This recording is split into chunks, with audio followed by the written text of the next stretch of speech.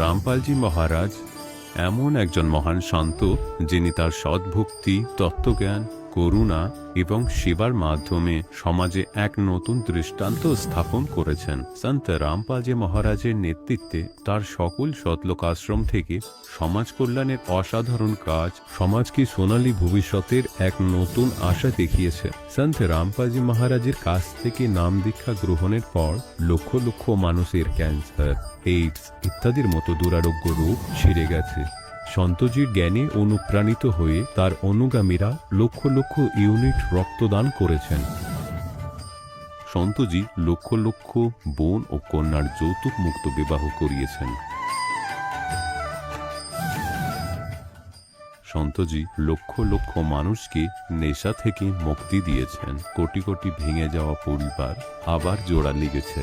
সন্তজির আশ্রমে সমাগমের সময় বিনামূল্যে চক্ষু চিকিৎসা, দন্ত চিকিৎসা প্রদান করা হয়। সন্ত রামপালজি মহারাজ সময়ে সময়ে পরিবেশ রক্ষার উদ্দেশ্যে ব্যাপক পর্যায়ে বৃক্ষরোপণ করেন। সন্তজি অভাবীদের তাৎক্ষণিক ত্রাণ সরবরাহের জন্য অ্যাম্বুলেন্স পরিষেবা চালু করেছেন। সন্তজি তার অনুগামীদের দেহদানের জন্য অনুপ্রাণিত করেন, যাতে মানবতার সেবা এবং চিকিৎসা ক্ষেত্রে উন্নতি হতে পারে। সন্ত রামপালজি মহারাজের সকল আশ্রমে প্রতিটি সমাগমে বিনামূল্যে ভাণ্ডারার আয়োজন করা হয়, যেখানে প্রতিটি শ্রেণী, প্রতিটি জাতি এবং প্রতিটি ধর্মের মানুষ একসাথে বসে খাবার খায়।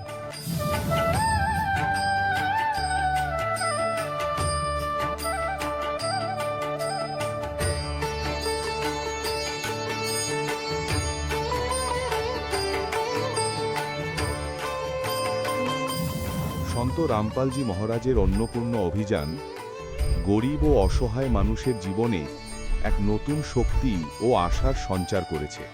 বাড়ি বাড়ি খাদ্য সামগ্রী এবং প্রয়োজনীয় সাহায্য পৌঁছে দিয়ে সন্ত রামপালজি মহারাজ মানুষকে দুঃখ ও অসহায়তার সঙ্গে লড়াই করার ক্ষমতা দিয়েছেন।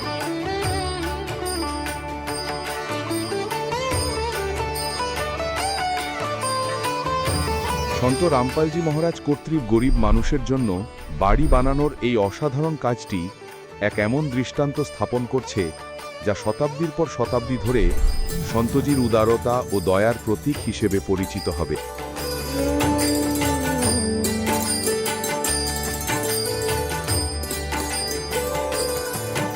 সন্ত রামপালজি মহারাজের আশ্রমে হাজার হাজার বয়স্ক মানুষ সম্মান এবং ভালোবাসার সাথে জীবনযাপনের সুযোগ পান। তাদের খাওয়া, থাকা এবং স্বাস্থ্যের সম্পূর্ণ দায়িত্ব সন্ত রামপালজি মহারাজ গ্রহণ করেন।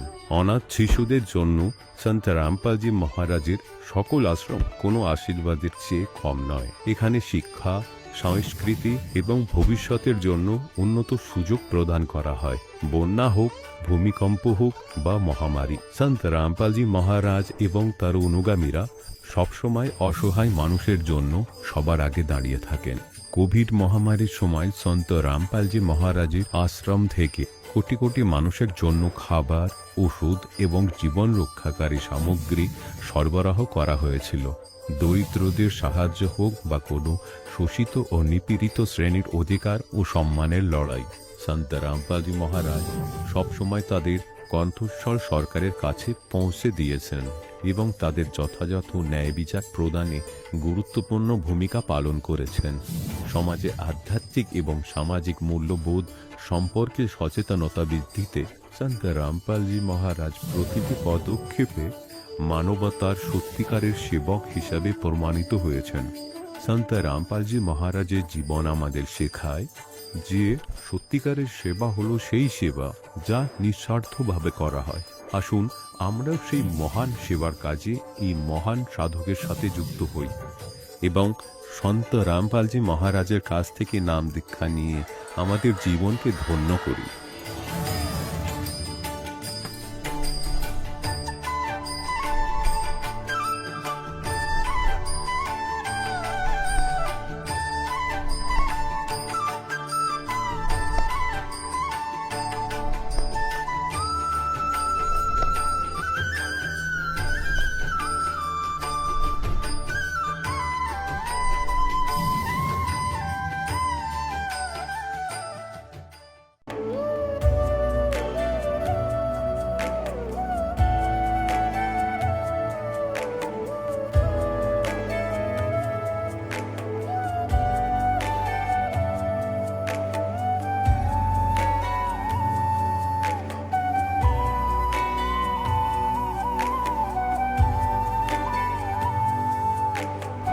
প্রভু, রাম, দেব, ভগবান, আল্লাহ, খোদা, ঈশ ইত্যাদি একই শক্তির নাম।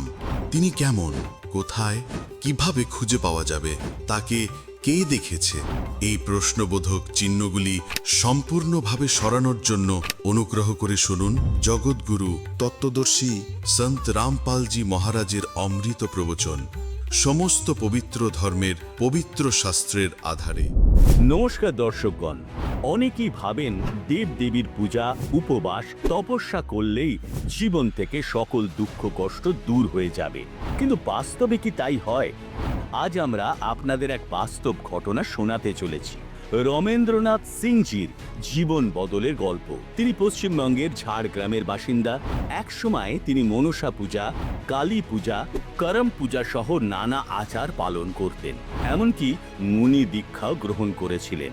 কিন্তু তাও 15 বছর ধরে ভয়ানক আলসারের যন্ত্রণা সহ্য করছিলেন। তার সংসারে ছিল অশান্তি আর ভূত প্রেতের উপদ্রবে ভুগছিলেন। একদিন তিনি ইউটিউবে সন্ত রামপালজি মহারাজের সৎসঙ্গ দেখেন, যেখানে প্রকৃত ধর্মের গোপন সত্য শাস্ত্রের মাধ্যমে ব্যাখ্যা করা হচ্ছিল। সেটি দেখে তিনি উপলব্ধি করেন মুক্তির প্রকৃত পথ এখানেই আছে। তিনি সন্ত রামপালজি মহারাজের কাছ থেকে নাম দীক্ষা গ্রহণ করেন আর এর পরেই ঘটে এক অলৌকিক পরিবর্তন। 15 বছরের আলসার সম্পূর্ণ সেরে যায়, ভূত প্রেতের উপদ্রব চিরতরে শেষ হয়ে যায়, সংসারে শান্তি ও আর্থিক সমৃদ্ধি ফিরে আসে। এই অসম্ভব ঘটনা কিভাবে সম্ভব হলো? চলুন শুনি রমেন্দ্রনাথ সিংজির অনুপ্রেরণামূলক সাক্ষাৎকার। নমস্কার স্যার। নমস্কার, স্যার আপনার নাম কি? আমার নাম রমেন্দ্রনাথ সিং। স্যার আপনি কোথা থেকে এসেছেন? আমি ঝাড়গ্রাম ডিস্ট্রিক্ট ধবনী গ্রাম থেকে। আপনি সন্ত রামপালজি মহারাজের নাম দীক্ষা কত সালে নিয়েছেন? আমি 2020-তে সন্ত রামপালজি মহারাজের চরণে আসি। আগে আপনি কি সাধনা বা ভক্তি করতেন? আগে আমাদের পূর্বাদি মানে আমার বাপ ঠাকুরদাদা যেটা করে আসতো সেটাই করতাম। হ্যাঁ, এই মনসা পূজা করতাম, কালী পূজা করতাম, তারপর করম পূজা করতাম। তারপরে আমি একজন মুনি দীক্ষা নিয়েছিলাম শিবকুমার শাস্ত্রীর কাছ থেকে। তখন সময় আমার শারীরিক প্রবলেম ছিল, অনেক আলসার ছিল। তারপর ওই আলসার ওই মুনি সাধনায় আমি ভালো হতে হয়নি। তারপর গুরুজি সন্ত রামপালজি মহারাজের যখন আমি দেখলাম ওই মোবাইলে আসে ইউটিউবে, সেই দেখতে দেখতে গুরুজির জ্ঞানগুলো দেখে আমি তারপর গুরুজির চরণে আসি আর কি, নাম দীক্ষা নেই 2020-তে দিয়ে। তারপরে আমার ওই গুরুজির সাধনা আরম্ভ হয়। স্যার আপনি এত সাধনা ভক্তি করতেন, মুনিযোগ করতেন, আপনাদের ওখানে ঝাড়গ্রামের ফেমাস গুরু ছিল, তো ওনার সাধনা ভক্তি ছেড়ে তো আপনি সন্ত রামপালজি মহারাজের শরণে কেন এলেন? যখন আমি ওই মুনি সাধনা করার পরেও আমার আলসার রোগ ঠিক করতে পারলাম নি, ওই সাধনায় আমার আলসার রোগ ঠিক হলো নি।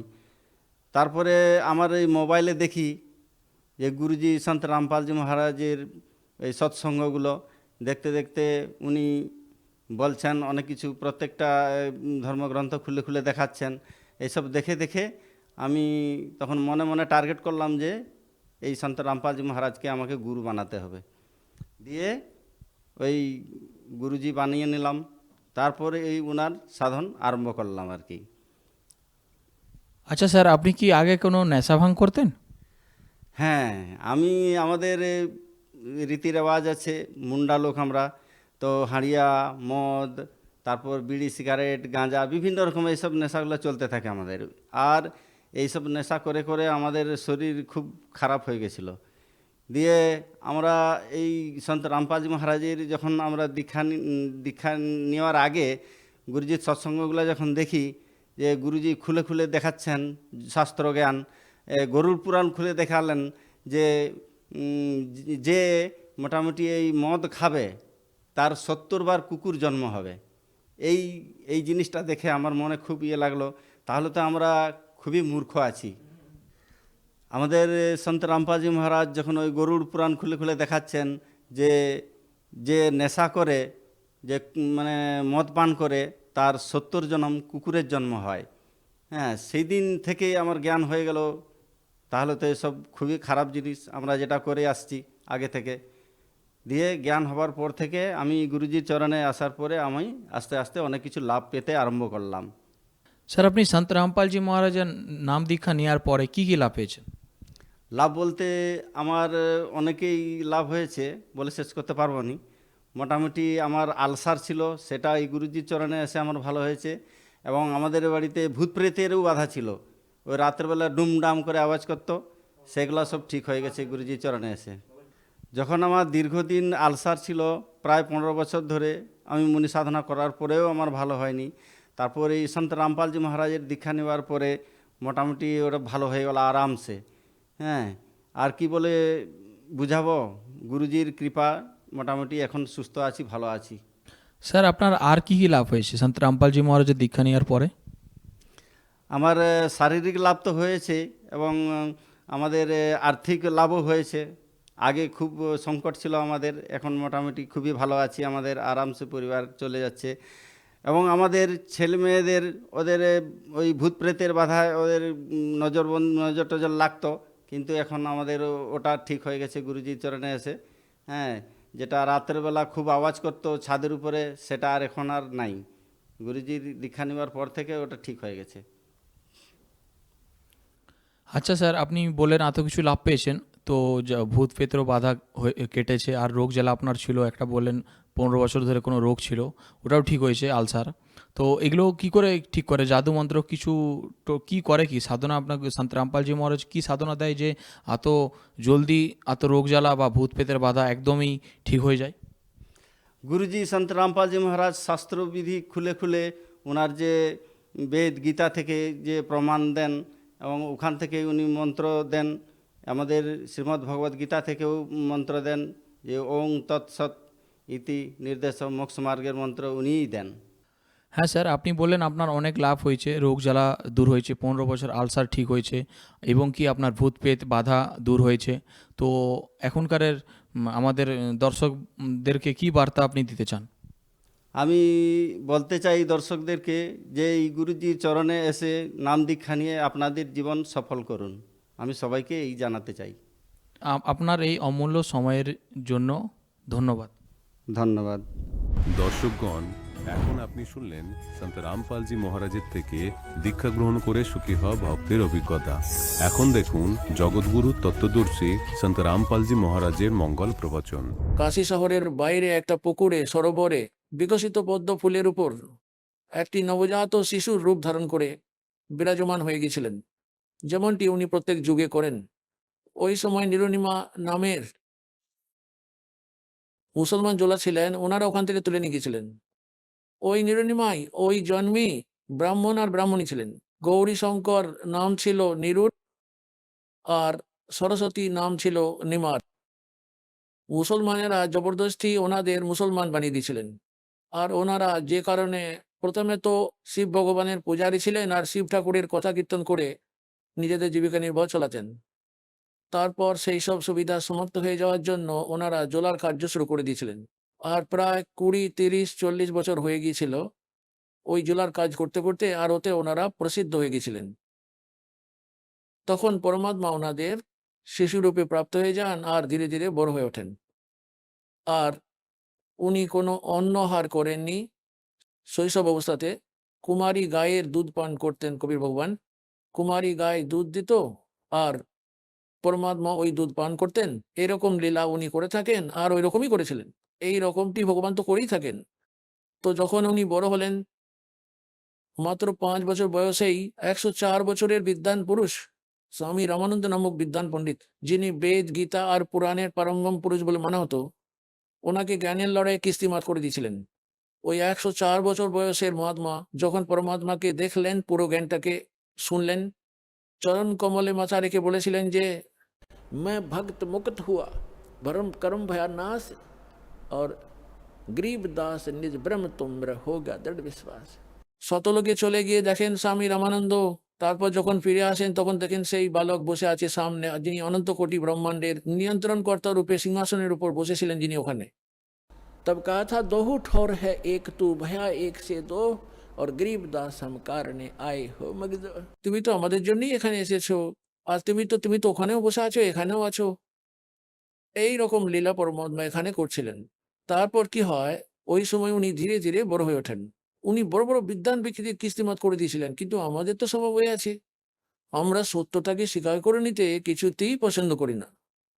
যেমন আমাদের ধর্মগুরুরা ছিলেন, ওনারা সংস্কৃত ভাষার জ্ঞাতা ব্রাহ্মণ ঋষি মণ্ডলেশ্বরেরা, আর সাধারণ জনতা তো সংস্কৃত ভাষা পড়তো না, ওটা তো ব্রাহ্মণরাই পড়তো।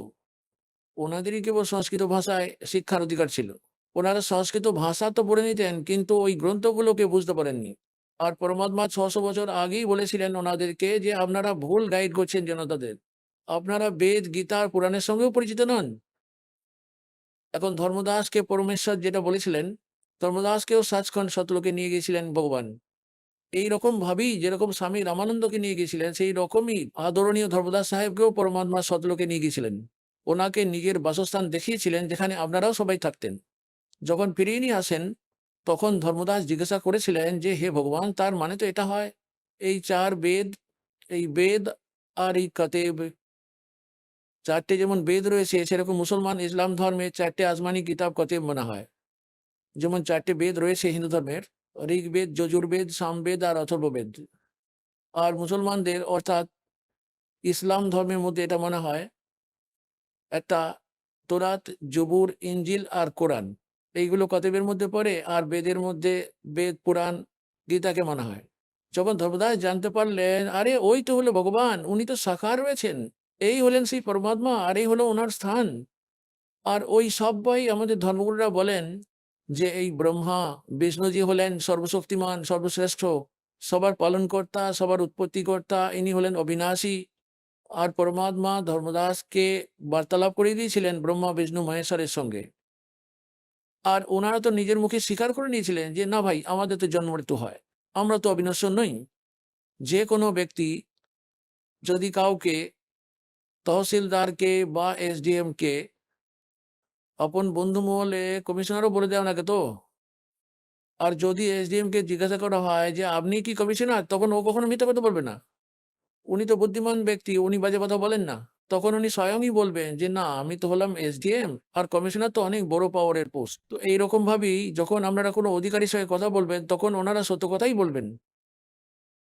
তখন যখন ধর্মদাস ওখান থেকে ফিরে এলেন, ধর্মদাস বললেন যে হে ভগবান, তাহলে তো এই বেদ, বেদ আর কতেব, এই সমস্ত কিছু মিথ্যা।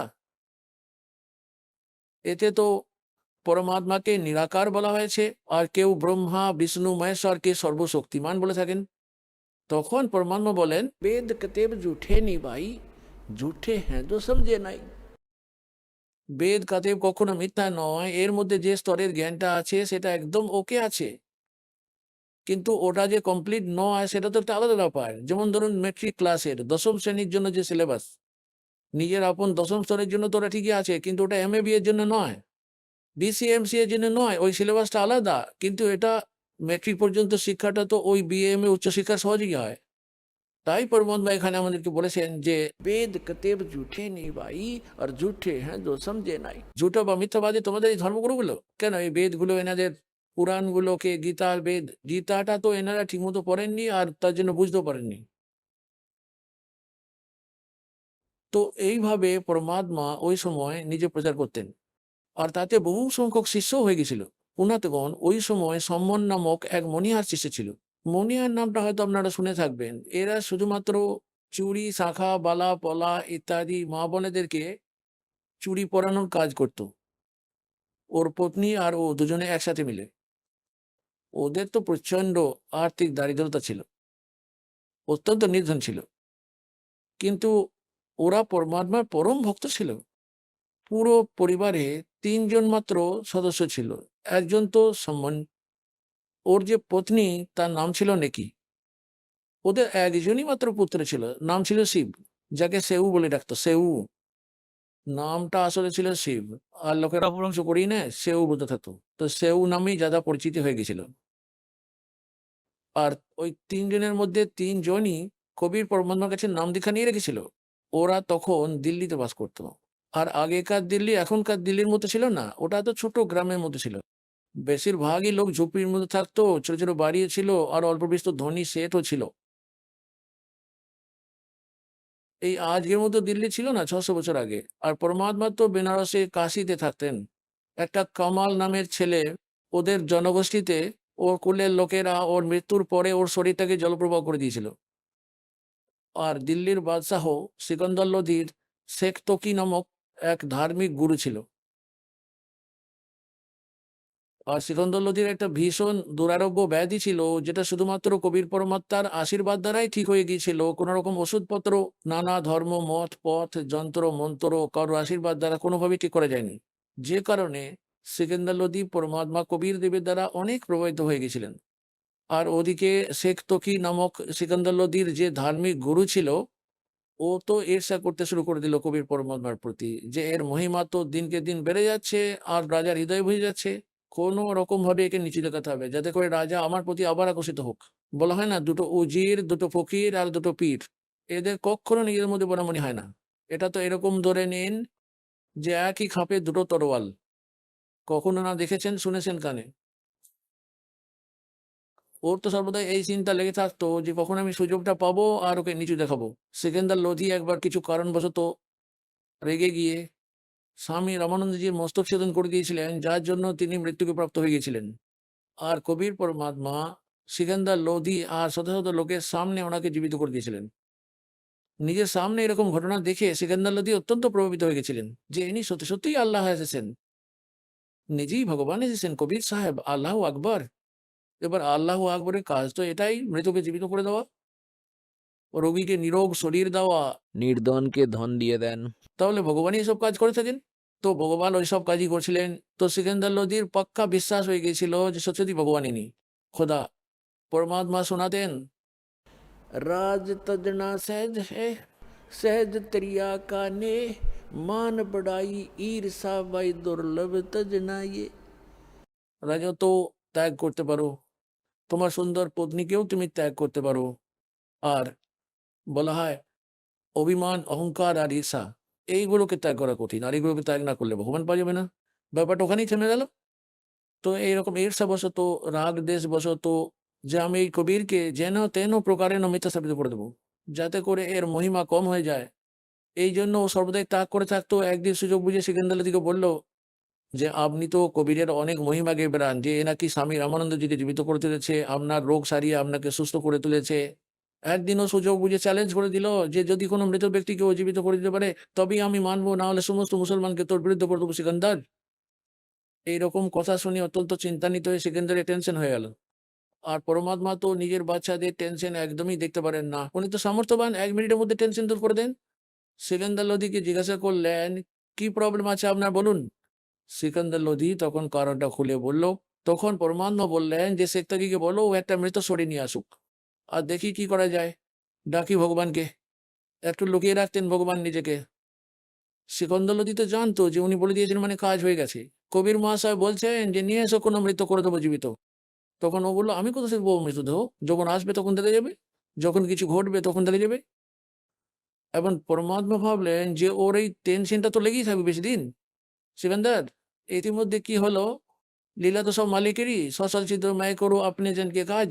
ইতিমধ্যে কামাল নামের একটা ছেলের, তো নামটা তো পরে রাখা হয়েছিল, 12-13 বছরের একটা ছেলের মৃত্যু হয়ে গেছিল। কিছু বংশকুল আছে, কিছু এরকম জনগোষ্ঠী আছে, ওরা মৃতদেহটাকে না তো মাটির নিচে কবর দেয়, না তো পুড়িয়ে দেয় ওরা আগুন দিয়ে। ওরা মৃতদেহটাকে জলে প্রবাহিত করে দেয়। ওদের অন্তিম সংস্কারের পদ্ধতিটাই এরকম, যাতে মৃতদেহটাকে মাছেরা, জীবজন্তুরা খাবে আর আশীর্বাদ দেবে। সেই জন্য মাটি তো শরীরটা হয়েই গেছে, সেই জন্য ওটাকে জলপ্রবাহ করে দিত। আর সুন্দর একটা ভাসতে পারে এমন একটা ভেলা বেঁধে নিত, কলা গাছ, ঘাস পাতা ইত্যাদি দিয়ে বানাতো, যাতে কিছু ভাসতে পারে, ফ্লোটিং করতে পারে। আর ওর মধ্যে মৃতদেহটাকে রেখে ওটাকে জলে ভাসিয়ে দিত। এইভাবে ওই ছেলেটার শব্দ বয়ে আসছিল। তো সবাই জানতে পেরে গেল যে মৃতদেহ আসছে, মৃতদেহ আসছে। কারণ ওরা তখন নদীর ধারে দাঁড়িয়ে ছিল, ওরা সবাই সৌভাগ্যবশত ওইখানেই দাঁড়িয়ে ছিল। সিকান্দার লোধি, কবির মশাই, হাজার হাজার সৈনিক, অঙ্গরক্ষক, রাঁধুনিরা, অন্যান্য চাকর বাকরেরা। তখন পরমাত্মা বললেন, দেখে নে শেখটা কি বেতদেও এসে গেছে, নে প্রথমে তুই ট্রাই করে নে, নয়তো পরে কথা বানাবি যে আমিও করে দিতে পারতাম। সবাই এই কথাটা স্বীকার করে নিল। শেখ থেকে মশাই, দুটো পালোয়ানের পরিচয় তখনই পাওয়া যাবে যখন দুজনে লড়বে, আপনিও করুন নিজে ট্রাই। তো ও লেগে গেল ঝাড়ফুঁক করতে। তার মধ্যে মৃতদেহটা দু পারলাম 600-700 গজ আগে চলে গেল, আগে এগিয়ে চলে গেল 1800-2100 ফুট আগে, নিচের দিকে যেদিকে জলের স্রোত বয়ে চলেছিল সেই দিকে, আরও ডাউন স্ট্রিমে চলে গেল। তখন শেখটা কি বলতে লাগলো, আরে এ তো একটা বাহানা করছিল, নিজের আপদ কাটানোর জন্য কবির তো একটা বাহানাই চাইছিল। মৃতদেহ কি কখনো জীবিত করা যায়? ওটা তো আল্লাহ জীবিত করবেন যখন কয়ামত আসবে। তখন পরমাত্মা নিজের হাত দিয়ে এরকম করে ইশারা করে দিলেন দাতা, আর মৃতদেহটা যেটা ডাউন স্ট্রিমের দিকে বয়ে চলে যাচ্ছিল, তো মালিক তো নিজের হাত দিয়ে এরকম করে ইশারা করে দিলেন। তো ওই মৃতদেহটা যেটা ডাউন স্ট্রিমের দিকে বয়ে চলে যাচ্ছিল, সেটা আপ স্ট্রিমের দিকে এগিয়ে আসতে শুরু করলো, যেদিকে জলের স্রোত বয়ে যাচ্ছিল তার উল্টো দিকে, যেন ইঞ্জিনযুক্ত একটা নৌকা চলছে স্রোতের অপোজিট ডাইরেকশনে। আর ওখানে চলে এসে যেখানে ভগবান দাঁড়িয়ে ছিলেন সেখানে স্থির হয়ে গেল, আর নিচেতে জল প্রবাহিত হয়ে যাচ্ছে, আর ওই মৃতদেহটা ওখানে এরকম এরকম করে ভাসতে লাগলো। তখন পরমাত্মা বললেন, হে আত্মা, তুই যেখানেই থাকিস না কেন, কবিরের আদেশে এই মৃতদেহের মধ্যে প্রবেশ কর আর উঠে চলে আয়। বাস এতটাই বলেছিলেন, আর ওই ছেলের শরীর এরকম এরকম করে কাঁপতে শুরু করে দিল, আর একদম উঠে বসে পড়লো, আর ওখান থেকে বেরিয়ে এসে দাঁড়িয়ে গেল হাঁটু জলের মধ্যে। তারপর একদম বাইরে চলে এলো, বেরিয়ে এসে প্রণাম করলো, দণ্ডবাদ প্রণাম করলো পরম পিতাকে। বলো সদ্গুরুদেব।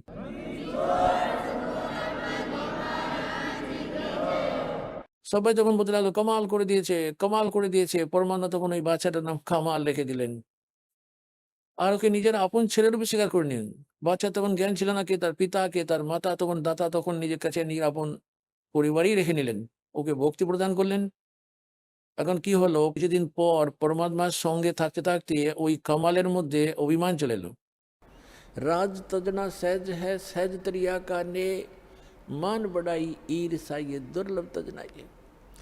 এখন কি হলো, পরমাত্মা লীলা করেন, নিজেকে কিছুটা বয়স্ক দেখালেন লীলাময় শরীরের মধ্যে। আর ওই কামাল নামের বালক যখন 17-18 সালের যুবক হয়ে গেল, ভক্তি পেয়ে গিয়েছিল আর জ্ঞান তো রোজ শুনতই আপন পাদানো পালক পিতার সঙ্গে। উনি তো হলেন সব্বার পিতা কবির সাহেব, এমনিতে উনি তো হলেন সব্বার পিতা, সব্বার জনক, সব্বার পালক। এখন এরকম আমাদের ভুল হয়ে যায়, উপরে উপরে দু চারটে কথা শিখে নিয়ে, জ্ঞান কিছু শুনে নিয়ে স্বয়ং বক্তা হয়ে গিয়ে প্রভুতার পাত্র হয়ে যেতে চাই। এটাই জীবের সব থেকে বড় ভুল আর দুর্ভাগ্যে পরিণত হয়।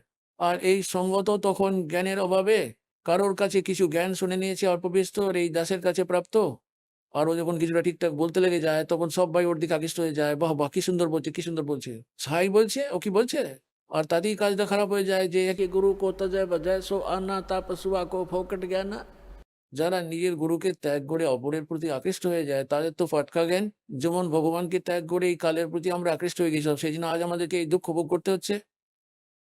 তাহলে এইভাবে আমাদের নিজের আপন পতিব্রতা পদ থেকে পতিতে যেন না হই। জ্ঞানটা তো ভগবানেরই, বক্তা যেভাবেই বলুক না কেন এটা ওর নিজস্ব জ্ঞান নয়। তাহলে ওর প্রতি আকৃষ্ট হলে চলবে না, নয়তো পতিব্রতা পদ থেকে আমরা পতিত হয়ে যাই, নামখণ্ড হয়ে যায়। তাহলে যত বড়ই কেউ বক্ত হয়ে বেরাক না কেন, সে অভাগা ব্যক্তি হয় যে আবার প্রশংসা পাত্র হওয়ার জন্য বুভুক্ষ হয়ে যায়। এই একই রোগ লেগে গেল কামালের। বহু লোক যারা সঙ্গতের মধ্যে ছিল তারা বলতে শুরু করে দিল, বা ভাই কামাল তুমি তো আরো ভালো বলতে শুরু করে দিয়েছো গুরুজি থেকেও, কবির সাহেবের থেকেও। আর ও তো ফুলে গেল, হাওয়া যখনই ভরো না কেন তৎক্ষণাৎ ভর্তি হয়ে যাবে ওটা। তো ওর মধ্যে এই অহংকারটা হয়ে গেল। তারপর আবার আরো বলতে লেগে গেল যে তোর মতো গুরুজির সেবা তো আর কেউ করতে পারবে না। এই অন্যরা একটা রোগ সঙ্গে জুড়ে গেল। তো পরমাত্মা তো জানতেন উনি অন্তর্যামী, যে মরতে চলেছে, মূর্খ বিষ খেতে শুরু করে দিয়েছে। এখন আমাদের সংকেতের মাধ্যমে বোঝাতে চাইতেন ভগবান যে ভাই, অহংকার তা সে ধন সম্পত্তিরই হোক, কেউ দান অনেক করে, দানের অহংকার হয়ে যায় যে আমি এত পাঠ করিয়ে দিয়েছি, আমি এটা বানিয়ে দিয়েছি, অমুক কাজ করিয়ে দিয়েছি। আর তাতে কেউ কাউরি দেখে প্রচুর মালা করছে, সারাদিন মন্ত্র জপ করছে, তো ওকে দেখে অন্যরা প্রভাবিত হয়ে যাবে আর তার প্রশংসা করতে লেগে যাবে। এটাও তাহলে ভুল হয় আপনাদের, কেননা তার মানে আপনাদের এখনো দুর্বলতা আছে। এখন ধরুন কেউ একটা লাড্ডু খাচ্ছে, এখন অন্যজন যদি বলে দেখ 4টে খেয়ে গেল, বাহ ভাই বাহ এত খেয়ে নিল, এখন ওর লাড্ডু খাওয়াতে আপনি কি পেলেন? আপনিও ব্যবস্থা করুন যাতে আপনি 4টি লাড্ডু খেতে পারেন, তবে তো বরাবর হয়। আপনার কিছু লাভ হচ্ছে ছাই? ও তো ভক্তি করছে আর আপনি প্রশংসা করছেন। আপনিও ভক্তি করুন তাহলে। তো এইভাবেই আমরা মার খেয়ে যাই। আর এইগুলো আমাদের দুর্বলতা। এই দাস যে আপনাদের বলছে, এইগুলো আপনাদের ভক্তির গাড়িকে পাংচার করে দেবে। আর এই দুর্বলতাগুলোর হাত থেকে আপনাদের বাঁচতে হবে। একজন বৃদ্ধ ব্যক্তি ছিল, ও ডাক্তারের কাছে গিয়েছিল। আর ডাক্তার দেখলেন অস্থি চর্মসার শীর্ণকায় বৃদ্ধ। আর ও এদিকে বলছে, ডাক্তারমশাই আমার পায়ের গোলায় কাফ মাসলগুলোতে খুব যন্ত্রণা হয়। ডাক্তারমশাই বললেন, দুর্বলতার কারণে হচ্ছে বাবা। তো বলতে লাগলো যে আমার পায়ের দামনাগুলোতে খুব ব্যথা হয়, দামনাগুলোতে। ডাক্তার বললেন, ভাই দুর্বলতার কারণে দুর্বলতা রয়েছে ভাই, দুর্বলতা, উইকনেস। বৃদ্ধ বললেন যে আমার মাথাতেও যন্ত্রণা হয়। ডাক্তারবাবু বললেন দুর্বলতা আছে। তারপর আবার ওই বৃদ্ধ বললেন যে আমি যখন উঠে দাঁড়াই তখন মাথা উঠে থাকে। ডাক্তারবাবু বললেন, বাবা এটাও দুর্বলতার কারণে। এখন বৃদ্ধ তো এবার রেগে গেল। ও এরকম বললো, তো ডাক্তার না গুরঞ্চর কি, শুধু একটাই কথা, দুর্বলতা দুর্বলতা, শুধু এটাই জানিস না আরো কিছু বলবি?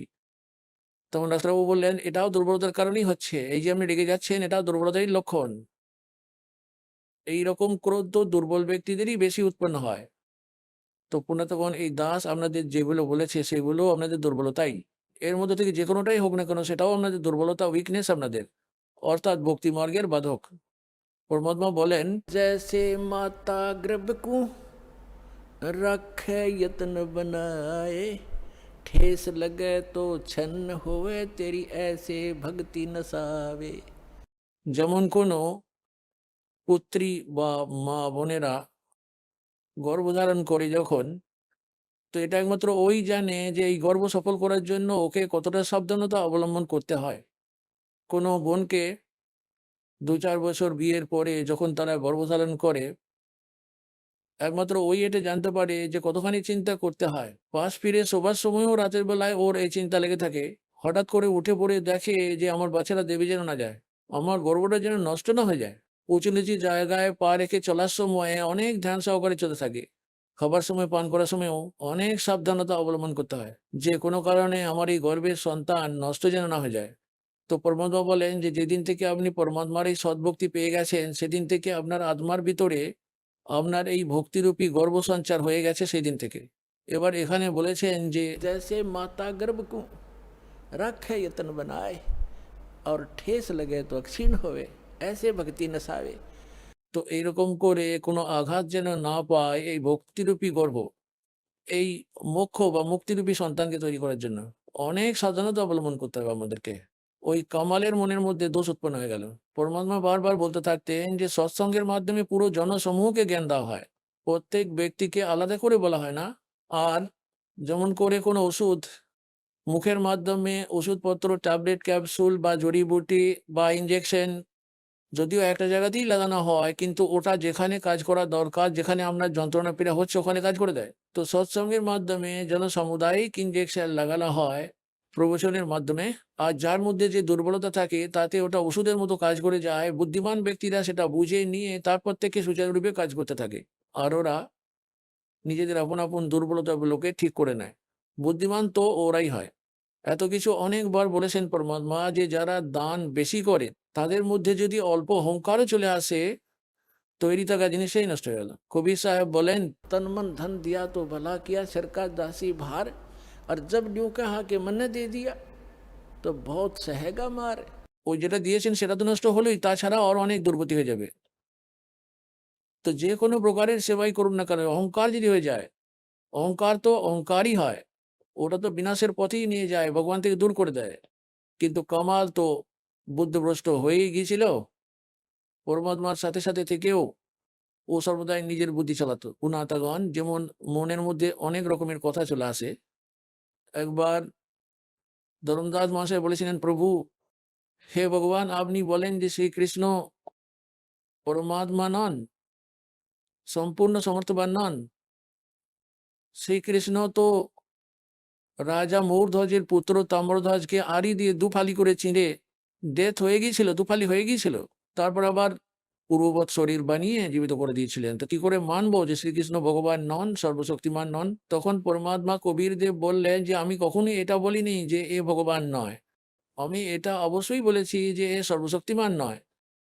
ভগবান মানে আমি এটা কখনোই বলিনি যে এ স্বামী বা অধিকারী নয়, এ প্রভু নয়, কিন্তু এ সর্বশক্তিমান নয়। এতটা অবশ্যই বলেছি, সর্বশক্তিমান নয়। যেমন করে পরিভাষা প্রভুর ব্যাপারে অনেকবার বলেছি যে তহসিলদারও সাহেব, এসডিএমও সাহেব হয়, ডেপুটি কমিশনারও সাহেব হয়, যাকে কালেক্টর বলা হয়, ডেপুটি কালেক্টর। আর কমিশনারও সাহেব আর মন্ত্রীও সাহেব। নিজের নিজের স্তরে ওরা সাহেব হয়ে আছে। ওদের সকলেরই কিছুটা সীমাবদ্ধ আছে ওদের ওই সাহেবিয়ানার শক্তি স্তরে। আর মন্ত্রীও সাহেব হয়, মুখ্যমন্ত্রীও সাহেব হয়, আর প্রধানমন্ত্রীও সাহেব হয়। কিন্তু এরা সবাই তো সাহেবই হয়, কিন্তু কেউ যদি বলে দেয় ডিসি হলো সর্বসমর্থ, সর্বশক্তিমান, পুরো দেশটার কন্ট্রোলার, তো ও ভুল বলছে। এখন যতটার সাহেব ও হয়ে আছে, যেমন কোনো মন্ত্রীকে যদি প্রধানমন্ত্রী বলে দেয় রাজ্যের মন্ত্রীকে, তো ওই সরকারি সংগঠনের ব্যাপারে ওর জ্ঞান নেই।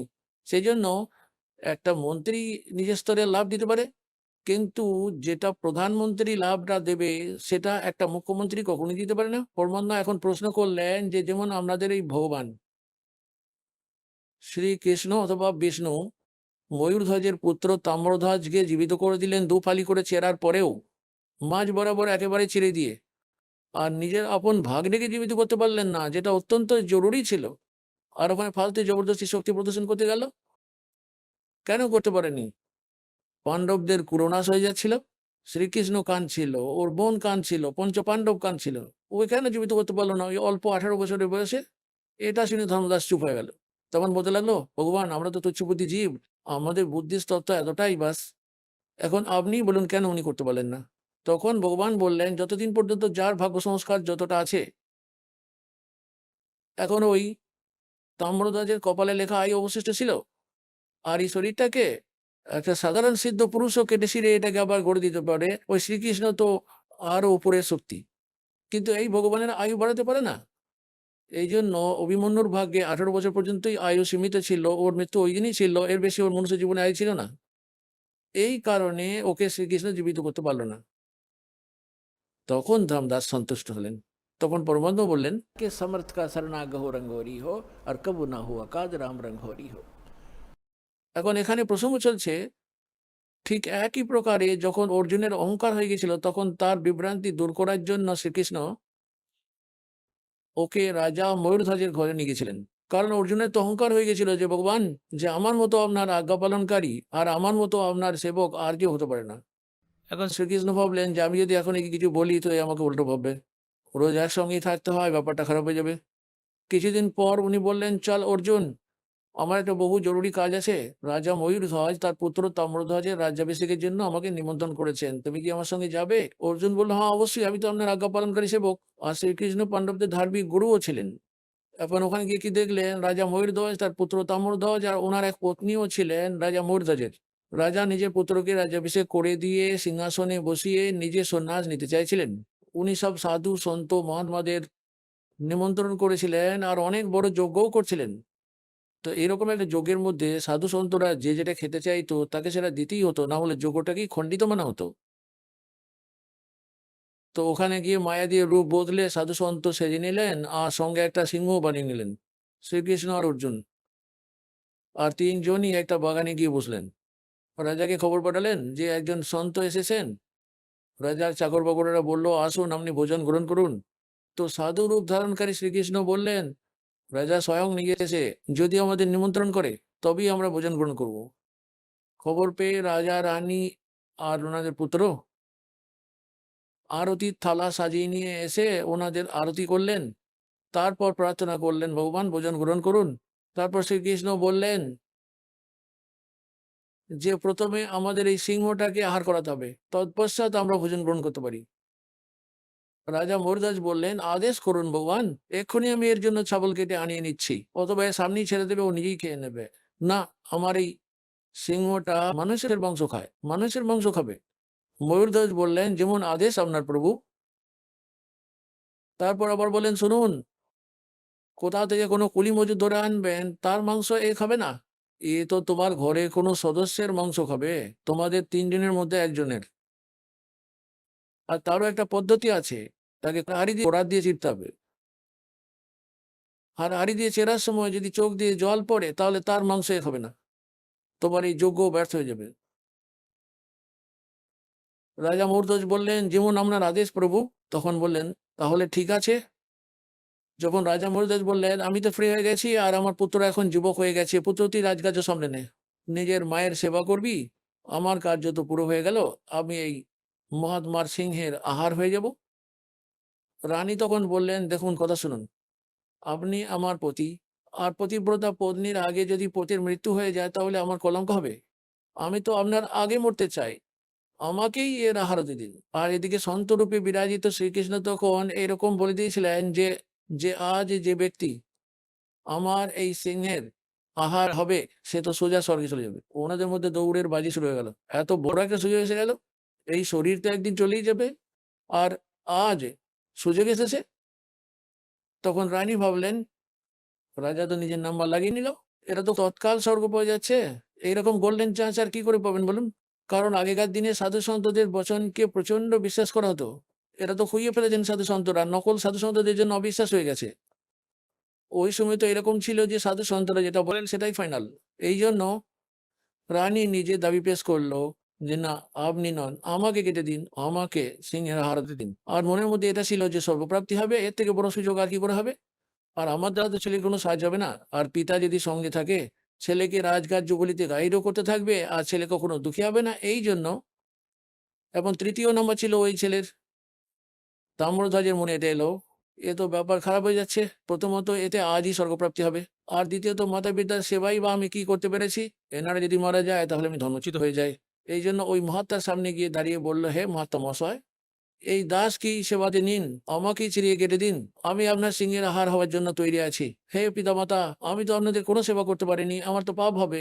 লাস্টে তো ওই তিনজনই যিনি সন্তরূপে বিরাজিত ছিলেন সেই কৃষ্ণকেই গিয়ে বললেন, হে মহাত্মা মহাশয়, আপনি বিচার করে দিন, আপনি যাকে বলবেন সেই এখানে সেবার জন্য হাজির হয়ে যাবে। তো উনি কি ফয়সলা করলেন যে তোমরা দুজনই, তোমরা পতি-পত্নী মিলে এই নিজের পুত্রকে করাত দিয়ে ছেড়ে দাও, উপর থেকে শুরু করবে এখান থেকে, আর নিচে পর্যন্ত দুভাগ করে দাও। ফাইনাল ফয়সলা হয়ে গেল, নো অবজেকশন। বড় করাত নিয়ে এলো, যেমন কার ছেড়ার জন্য ব্যবহার হয়, ওটাকে দুদিকে ধরে এরকম করে করে চিরতে হয়। ছেলেটাকে বসিয়ে নিলে স্নান টান করিয়ে, আর এটাও কন্ডিশন ছিল যে চোখে জল যেন না আসে। এখন যখন চিরতে শুরু করে দিল একেবারে মধ্য বরাবর, আর চিরতে তখন আরম্ভ করিয়ে দিয়েছিল, আর চেরাটা তো কোনো ব্যাপার না, কাঠের মতনই 4-5 বার মারলে এফার হয়ে যায়। এখন আপনি শুনলেন সন্ত রামপালজি মহারাজের মঙ্গল প্রবচন। আসুন এখন শুনি সন্ত রামপালজি মহারাজের থেকে নাম দীক্ষা গ্রহণ করে এবং সদ্ভক্তি করে আশ্চর্যজনক লাভ অর্জনকারী অনুগামীদের অভিজ্ঞতা। নমস্কার দর্শকগণ, আজ আমরা কথা বলবো সঞ্জয় বিশ্বাসের সাথে, যিনি পশ্চিমবঙ্গের নদিয়া জেলার চাকদা থেকে এসেছেন। এক সময় তিনি বিভিন্ন দেবদেবীর পূজা, গঙ্গা স্নান ও নানান তীর্থস্থানে ভ্রমণ করতেন, কিন্তু বহু সাধনা করেও কাঙ্ক্ষিত ফল পান।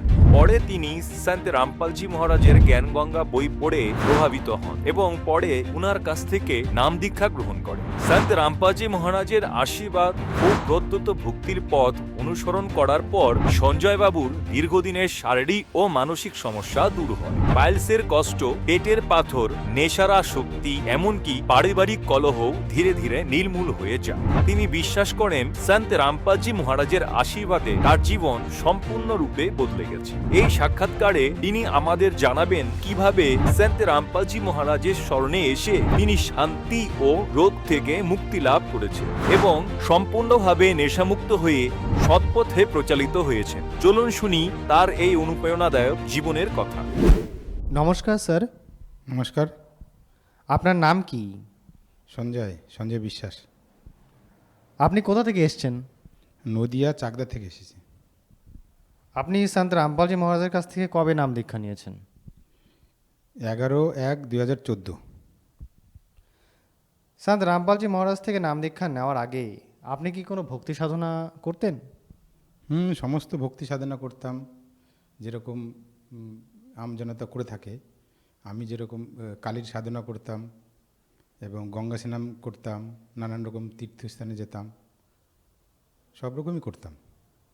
যেরকম আমি তারকেশ্বর গিয়েছি, রাজস্থানে চিত্তরগড়ে শনি মহারাজ, সাঁওরাজি, কালকা মাতা, সব জায়গায় গিয়েছি আমি। যেখানে যেখানে আমি ঘুরতে যেতাম বা কোনো কাজের সোর্সে যেতাম, আশেপাশে যত তীর্থস্থান থাকতো সব জায়গায় আমি যেতাম, শ্রদ্ধার সহিত যেতাম। সঞ্জয়বাবু, আপনি দেবী দেবতার পুজো করতেন, তীর্থস্থানে যেতেন, গঙ্গা স্নান করতেন এবং কালীর উপাসক ছিলেন। তো এত কিছু পুজো অর্চনা করা সত্ত্বেও আপনি সন্ত রামপালজি মহারাজকে গুরু ধারণ কেন করলেন? অ্যাকচুয়ালি আমি গুরু ধারণ করার জন্য নানান রকম গুরু আছে, ধার্মিক গুরু, তাদের প্রবচন আমি টিভিতে দেখতাম, শুনতাম। কারোর ভালো লাগতো, কারোর ভালো লাগতো না।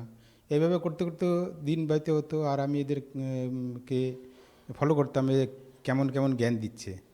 কারোর আমাকে পছন্দ হতো না, তো এই জন্য আমি গুরু ধারণ করিনি। সেদিন নিজের মন মতন ও একটা মন্ত্র হিসাবে জপ করতাম, শ্রীকৃষ্ণ গোবিন্দ হরে মুরারি, হে নাথ নারায়ণ, হে বাসুদেবা। এই মন্ত্রটা আমি কন্টিনিউ 4-5 বছর জপ করতাম। ভিতরে ভিতরে আবার কালী পুজো করতাম। আমাদের বাড়িতে বাৎসরিক কালী পুজো হয়, আমি সেখানে অংশগ্রহণ করেছি কম করে 20-22 বছর। এটা করতে করতেও আমার কোনো লাভ তো কী জিনিস সেটা তো আমি বুঝতাম না, কিন্তু আমি এই সব করতে করতেও আমি শারীরিক একটা রোগে গ্রস্ত হয়ে গেলাম।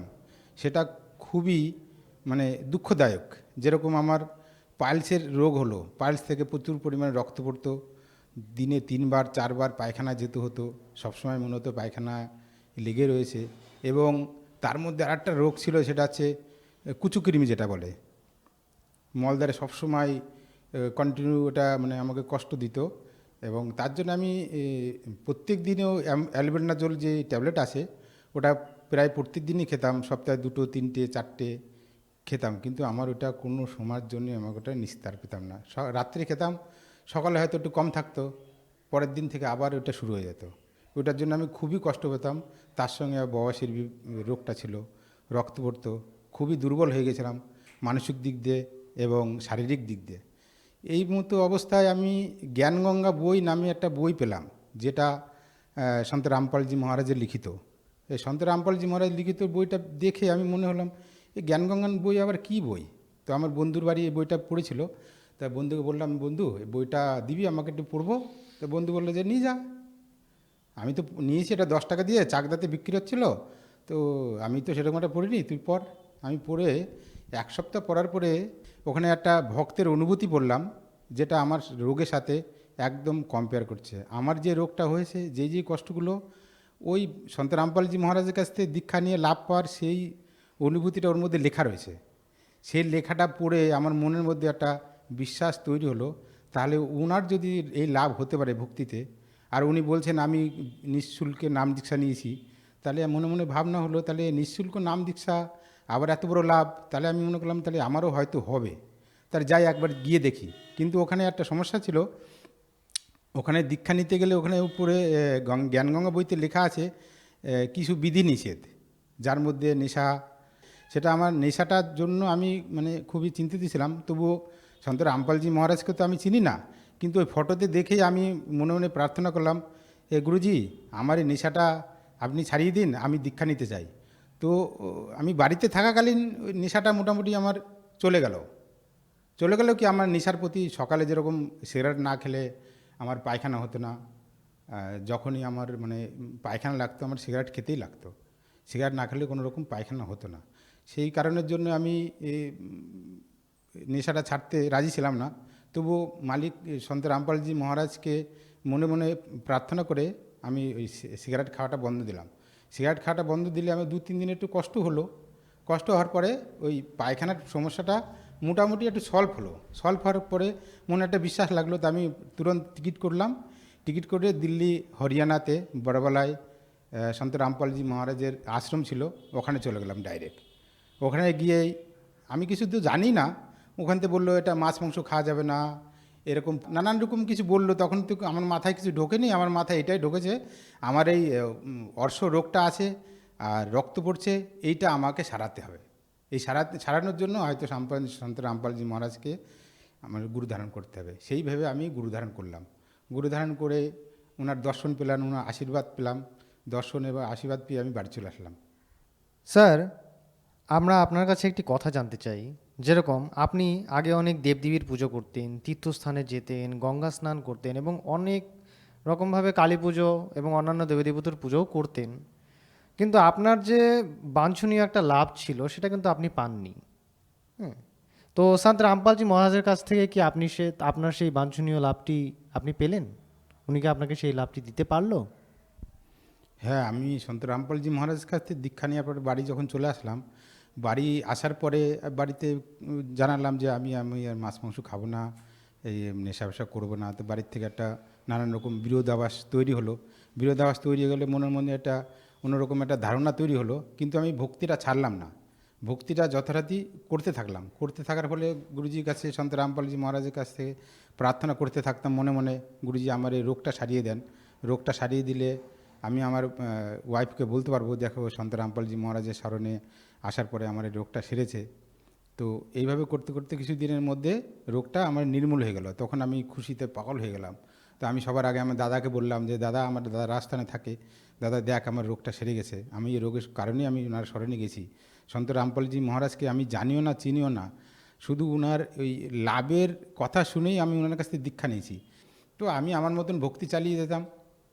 কিন্তু আমার আরেকটা অসুবিধে ছিল, আর্থিক অসুবিধা। আমি একটা কোম্পানির সাথে যুক্ত ছিলাম, সেই কোম্পানিটা হঠাৎ করে বন্ধ হয়ে গেল। বন্ধ হয়ে যাওয়ার পরে আমার আর্থিক স্থিতি একটু ব্যাকগ্রাউন্ডে যাওয়া শুরু করলো।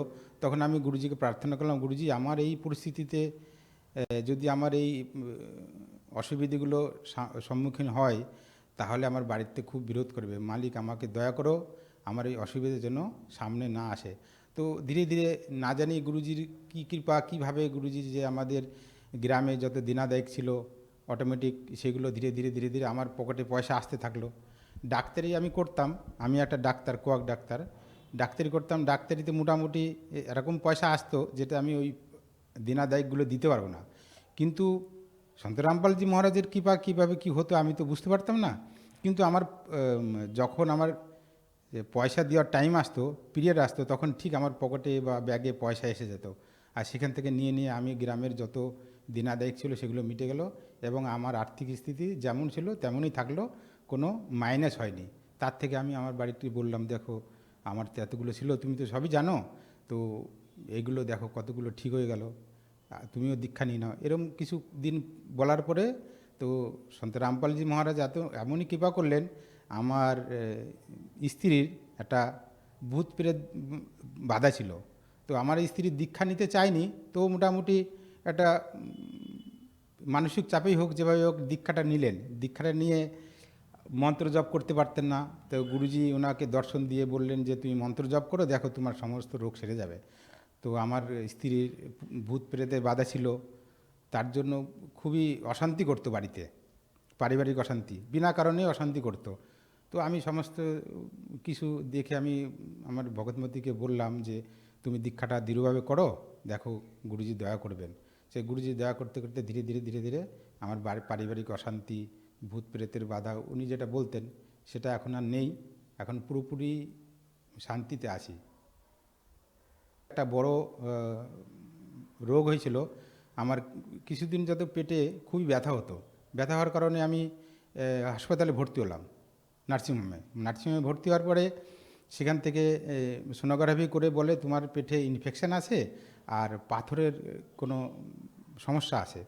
তখন আমি বললাম ঠিক আছে, যা আছে আমাকে ছুটি দিয়ে দাও। তো আমি রাত্রে আগের দিন দিনের বেলা ভর্তি হয়েছি, পরের দিন সকালে আমি আমার মতন আবার ওনাকে ছুটি লিখিয়ে আমি ছুটি নিয়ে চলে এসেছি। ছুটি নিয়ে চলে এসে সন্ত রামপালজি মহারাজের আমার বাড়িতে স্থান বানানো আছে, সেখানে প্রণাম করে, দণ্ডবোধ প্রণাম করে গুরুজিকে ক্ষমা প্রার্থনা করলাম, গুরুজি আমাকে দয়া করো, এরকম রোগ যদি হতে থাকে তাহলে মালিক আমার তো কী করে কী করব, আমি তো বুঝতে পারছি না, মালিক আমার দয়া করো। সেই দয়া ভাব দেখে মালিক, আমার প্রার্থনা ভাব দেখে মালিক আমার 2-3 দিন পরে সেই পাথরটা প্রস্রাবের নালী দিয়ে বের করে দিলেন, এবং প্রস্রাবের নালী দিয়ে এমন বের করে দিলেন যেন মনে হচ্ছে কি একটা বেরিয়ে গেল, মানে দলা, খুবই কষ্ট পেলাম। তার আগে প্রস্রাবের নল লাগাতে হয়েছিল আমার, আমি একটু ডাক্তারি কম বেশি জানি, সেখানে নিজে নিজে নল লাগিয়েছিলাম, প্রস্রাব বন্ধ হয়ে যেত মাঝে মাঝে। তো পাথরটা বেরিয়ে যাওয়ার পরে প্রস্রাবের কোনো আর সমস্যা হলো না, না ব্যথা ছিল, না কোনো সমস্যা ছিল। এই একটা লাভ হয়েছে। তার মধ্যে কিছুদিন আগে আর একটা লাভ হয়েছে, ওরকম সেম প্রবলেম। আগে তো বাদিক হয়েছিল, এবার হয়েছিল ডান দিকে। তার জন্য আমি আবার হসপিটালে গেলাম। হসপিটালে গিয়ে বললো যে তোমার সোনোগ্রাফি করতে হবে। ইয়র্জি করতে হবে। তো ইয়র্জি করতে হবে, আমি মনে করলাম আমি ভগবানের স্মরণে আছি,